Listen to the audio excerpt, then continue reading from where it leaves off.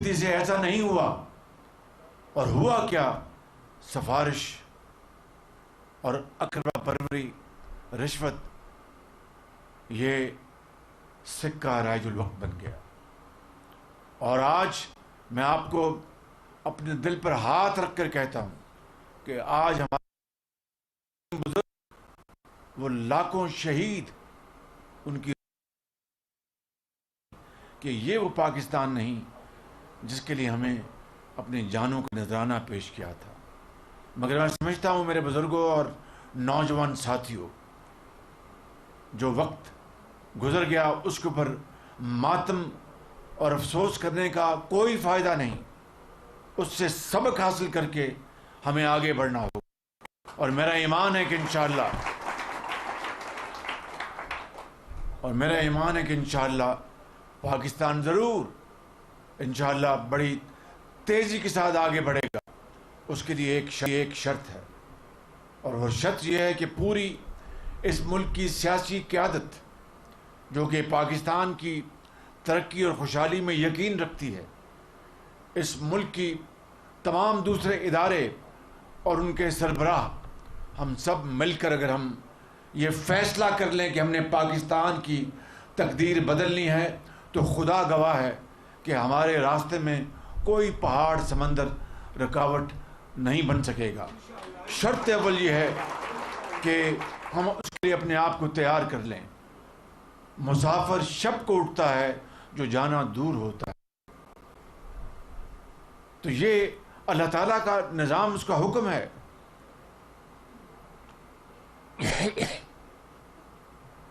میرے بزرگوں اور بھائیوں، حضرت قائد اعظم نے ہمیں یہی سکھایا، قرآن کریم کے یہی احکامات ہیں۔ نبی کریم صلی اللہ علیہ وسلم کی اسوہ حسنہ کو دیکھیں، اس کا یہی پیغام ہے، حضرت علامہ اقبال کا یہی پیغام ہے۔ تو اس خواب کو پورا کرنے کے لیے، عملی تعبیر کے لیے ایک چیز چاہیے کہ ہم ایک ہو جائیں اور محنت، امانت اور دیانت کو اپنا اوڑھنا بچھونا بنا لیں۔ تو پھر آپ دیکھیں گے کہ پاکستان کو پھر قرضے لینے کی ضرورت نہیں ہوگی۔ پھر وہ وقت آئے گا کہ ہم دوسروں کو قرض دیں گے انشاءاللہ۔ میرے بزرگوں اور نوجوان ساتھیوں، میں آج جہاں پر جب میں اتر رہا تھا اپنے ہیلی کاپٹر میں، تو چاروں طرف نظر دوڑائی، سرسبز پہاڑ اور پہاڑوں کی چوٹیوں پر مکانات بنے ہوئے ہیں، اور دریائے سندھ یہاں سے گزر رہا ہے۔ تربیلا ڈیم بھی میں نے دیکھا۔ کیا کیا اللہ تعالیٰ نے پاکستان کو نعمتیں نہیں عطا کی، ہر چیز مہیا کی ہے۔ آپ جیسے ایک بڑے بہادر بزرگ اور جوان ہیں، پورے پاکستان میں پھیلے ہیں، انجینئرز ہیں، ڈاکٹرز ہیں، سائنٹسٹ ہیں، فوجی ہیں، اور اب انجینئرز ہیں، پولیٹیشنز ہیں، سیاستدان ہیں، ریاضی کے، تاریخ کے ماہر ہیں۔ کسی چیز کی کمی نہیں، کمی صرف ایک چیز کی ہے، وہ ہے کام کرنے کا ایک حوصلہ اور جذبہ۔ بس وہ اگر آ جائے گا تو انشاءاللہ یہ بڑی زرخیز ہے، پاکستان انشاءاللہ چھلانگے مارتا ہوا دنیا کی دوسری جو ممالک ان سے آگے نکل جائے گا۔ میرا یہ ایمان ہے، اس میں کوئی دو رائے نہیں، کوئی اختلاف نہیں ہے بالکل۔ تو آج میں سمجھتا ہوں کہ اقبال کے اس شعر کو میں یہاں پر پڑھنا چاہتا ہوں کہ ہے اگر گلزار ہستی میں، تمنا آبرو کی ہے اگر گلزار ہستی میں، تو کانٹوں میں الجھ کر زندگی کرنے کی خو کر لے، اور نہیں یہ شان خودداری، اور نہیں یہ شان خودداری، چمن سے توڑ کر تجھ کو کوئی دستار بھی رکھ لے، کوئی زیب گلو کر لے۔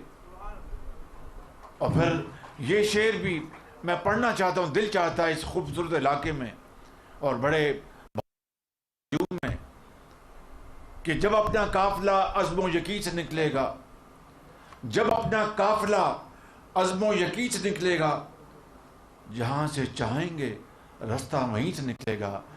اے وطن کی مٹی مجھے ایڑیاں رگڑنے دے، مجھے یقین ہے चश्मा यहीं से निकलेगा। तो बुजुर्गों और नौजवान साथियों और सरकारी अफसरों, आप सब एक कबीले के हिस्से हैं, एक कौम है। पश्तून हो, पंजाबी हो, सिंधी हो, बलोच हो और दूसरी जो हमारे इस मुल्क में आबाद कौमें हैं, वो सब हों, सब हम एक खुदा और एक रसूल और एक किताब को मानने वाले हैं। उसके लिए आप जाने निछावर करने के लिए तैयार हैं।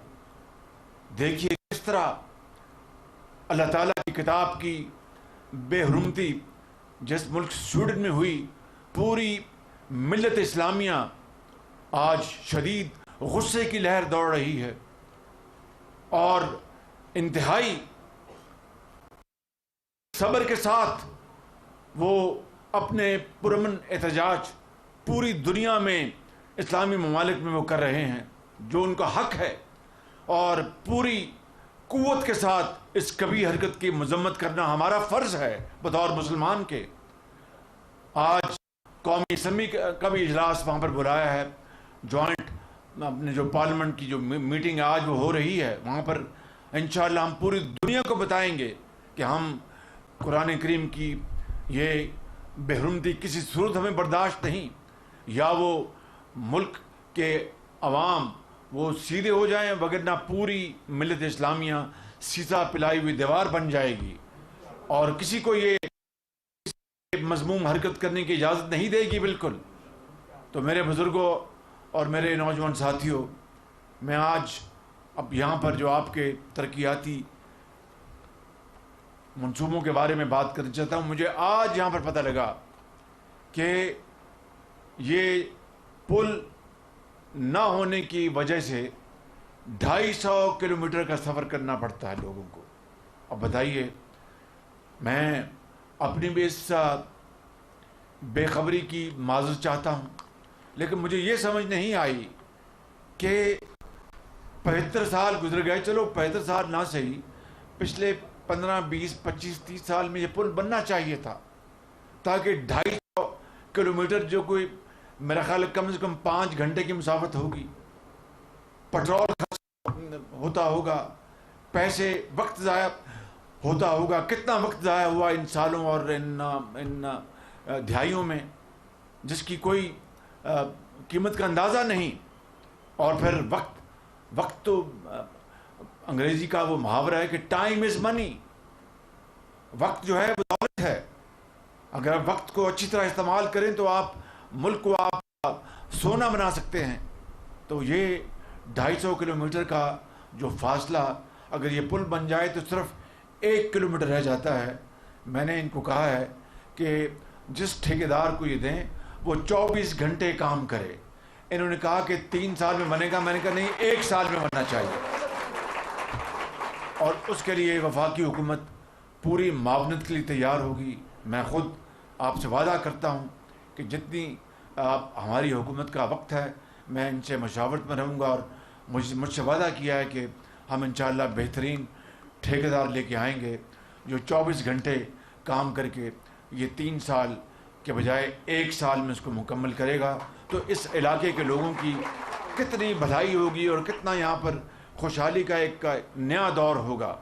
और मैं जब 1 साल की बात तो हवा में बात नहीं करता, मेरा 10 साल का अपना हकीर तजर्बा है पंजाब में। बेशुमार इस तरह के मंसूबे जो कि माजी में कई साल लग जाते थे, वो चंद महीनों में मुकम्मल हुए। तो इसलिए आप यकीन रखें कि अगर ये इंतज़ामिया पूरी दिलजमी से ये काम करेगी तो इंशाअल्लाह ये मंसूबा 3 साल में नहीं 1 साल में बनेगा इंशाअल्लाह। और अल्लाह ताला ने चाहा, अगर खुदा ताला को मंजूर हुआ आपकी दुआओं से, तो पर इंशाअल्लाह अगर अल्लाह ने हमें मौका दिया अगले इंतखाबात के नतीजे में, तो इसका इब्तिदा भी यहाँ पर आके आपके हाथों से करवाएंगे इंशाअल्लाह। मेरे बुज़ुर्गों, भाइयों, इसके अलावा ज़िला तोड़गर और बुनेर के दरमियान सड़क का भी एक उसका मैंने आज संग बुनियाद रखा है, और एक सुरंग का भी जो बुनेर और कड़ाकर जो सुरंग है जो सवात को मिलाती है, उसका भी संग बुनियाद रखा है। ये तीनों मंसूबे मिला के तकरीबन 17-18 अरब रुपए के ये मंसूबे हैं।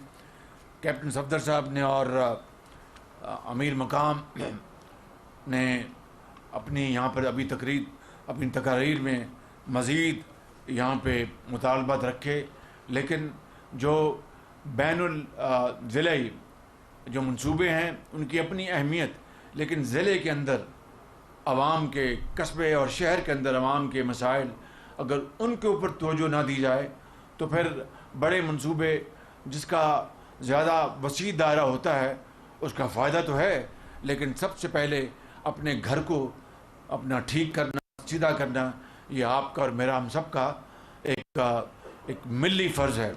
इस हवाले से जो यहाँ पर डिमांड्स पेश की गई, यकीनन वो सभी की सभी इंतहाई जायज़ हैं और होनी चाहिए, लेकिन चंद का मैं यहाँ पर ऐलान कर रहा हूँ। फिर इंशाअल्लाह अल्लाह ताला ने मौका दिया तो मज़ीद इंशाअल्लाह ऐलान करेंगे। एक तो दानिश स्कूल का मैं यहाँ पर ऐलान कर रहा हूँ, दानिश स्कूल का इंशाअल्लाह। दानिश स्कूल का इसकी बुनियाद मैंने पंजाब में रखी थी 2008-10 से, और वहाँ पर दर्जनों दानिश स्कूल बनाए। और वहाँ पर कौन थे? यतीम बच्चियाँ, यतीम बच्चे, गरीब घराने के बच्चियाँ और बच्चे जिनके पास वो बहुत ज़हीन, बहुत फ़तीन, मगर उनके पास पैसे नहीं थे उनके माँ बाप के पास कि वो अपने बच्चों को तालीम दिलवा सकें।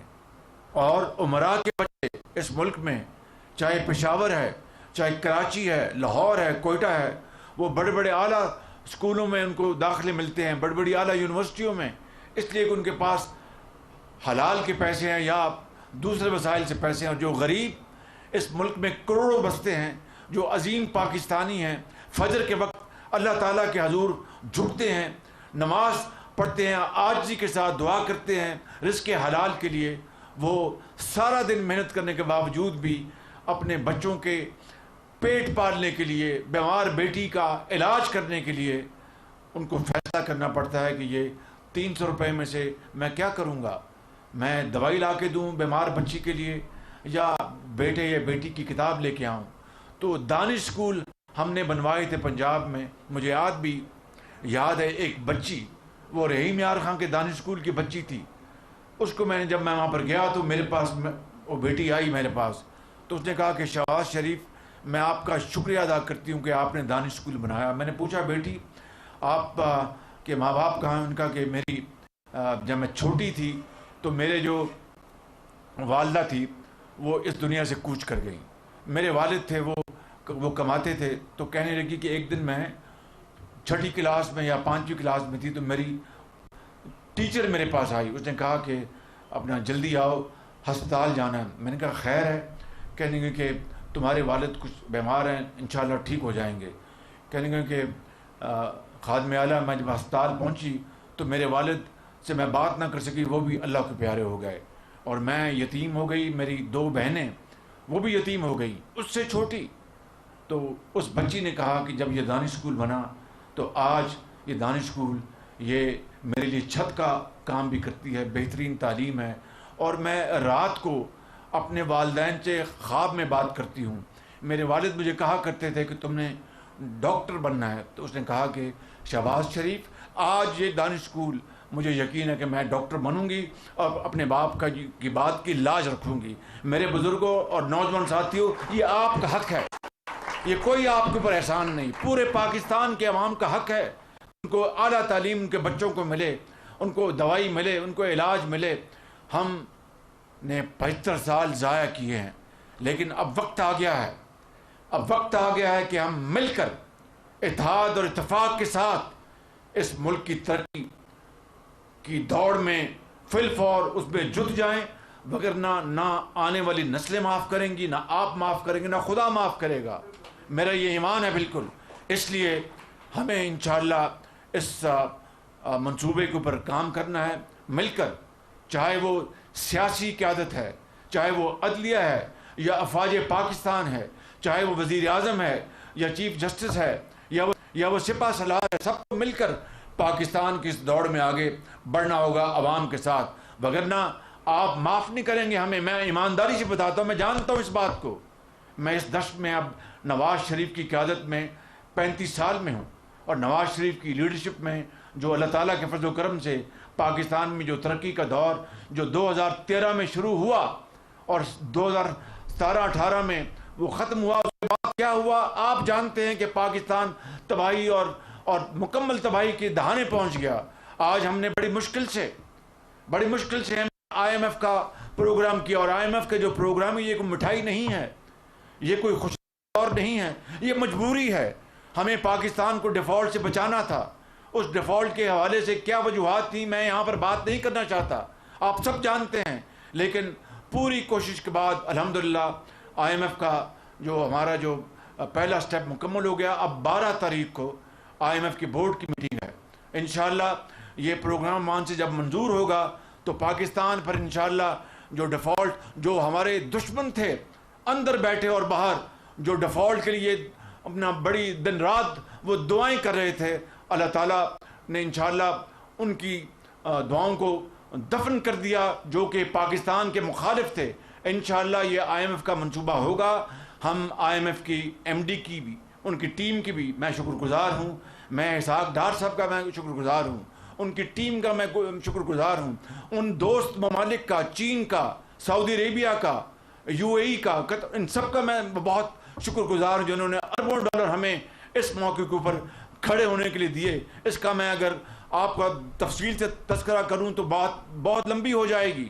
میں سپہ سالار کا، پاکستان کا، آصم منیر صاحب کا شکر گزار ہوں جنہوں نے میری پوری معاونت کی. سعودی عربیہ سے UAE سے 3 ارب ڈالر لے کے دیے. میرے بزرگوں بھائیوں میں بتانا یہ چاہتا ہوں کہ ملک اس طرح چلتے ہیں جب آپ یکجاں دو غالب ہوں. وہ شعر ہے نا اقبال کا کہ وہ فرد قائم ربط ملت سے ہے تنہا کچھ نہیں. یعنی ایک فرد جو ہے وہ خاندان ایک اکٹھا ہو، 4 بیٹے، 2 بھائی، بیوی، بیٹیاں، تو وہ اس کی جو اپنا عزت ہے، اس کا جو احترام ہے، اس کا جو روب داب ہے وہ ایک فرد کے مقابلے میں بہت زیادہ ہے. تو اقبال کہتا ہے بزرگوں سن لیں، فرد قائم ربط ملت سے ہے، یعنی ملت کا جو ربط ہے، ملت کا جو ایک ہے، فرد جو ہے اس سے قائم ہے، اکیلا کچھ نہیں. فرد قائم ربط ملت سے ہے تنہا کچھ نہیں، موج ہے دریا میں بیرون دریا کچھ نہیں.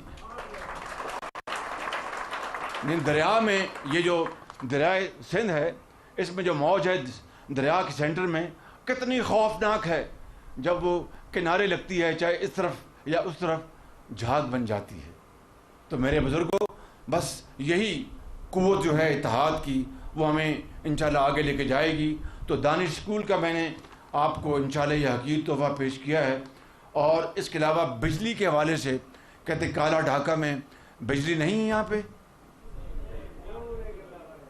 تو بس میں انشاءاللہ کالا ڈھاکہ میں جو بجلی جو ہے اس کو آپ کو میں لے کے دے رہا ہوں، اور انشاءاللہ کالا ڈھاکہ میں بجلی فی الفور آئے گی. میں جاتے ہی اسلام آباد میں اس منصوبے کے اوپر میں کام کروں گا اور انشاءاللہ میں آپ کو دلواؤں گا. آخری بات